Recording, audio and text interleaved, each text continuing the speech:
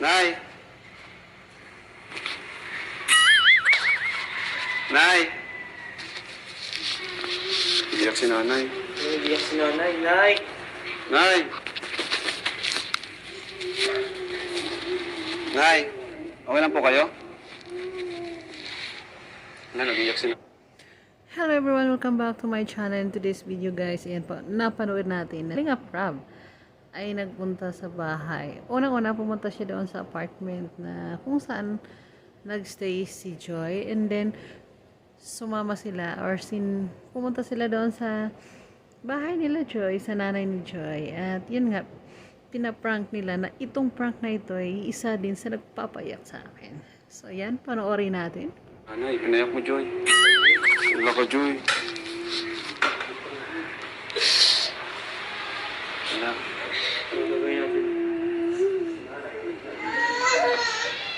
Nay!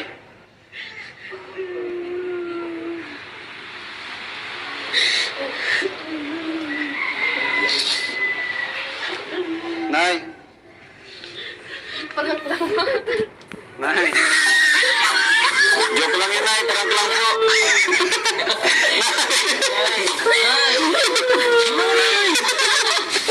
Ay, prank lang po yun, Nay. Joke lang po yun, Nay. Joke lang. Nay, joke lang po yun. Wala ka dyan, naniwala sa'yo. Joke lang po yun, joke lang nila. Joke lang po, joke lang.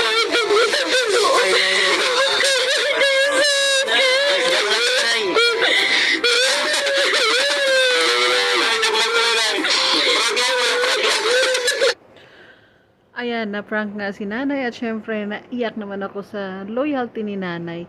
Kasi 'di ba, tinanaw talaga niya yung utang na loob doon kay Kalingap Rob. Syempre nagkakaganyan yung pamumuhay nila dahil na rin sa tulong ni Rob and sa mga team Kalingap na nag-i-sponsor sa kanila. Kaya syempre iniisip nila na bakit ayaw na ni Joy magpa-vlog. Nakaiistorbo ba ito sa pag-aaral or sino ang nagbabawal sa kanya? Siguro yun ang mga iniisip, tinatanong ni nanay. Kaso, ayun na talaga ni Joy. Yun pala, isa lang prank. So, napakaano talaga yung puso ni nanay na tumatanaw talaga siya ng utang na loob. Kaya naman, gano'n na lang siya kung makayo. Uyak si nanay, grabe. Grabe yung ano ni nanay, no? Yung iyan, Nay. Grabe yung ano niya, yung talagang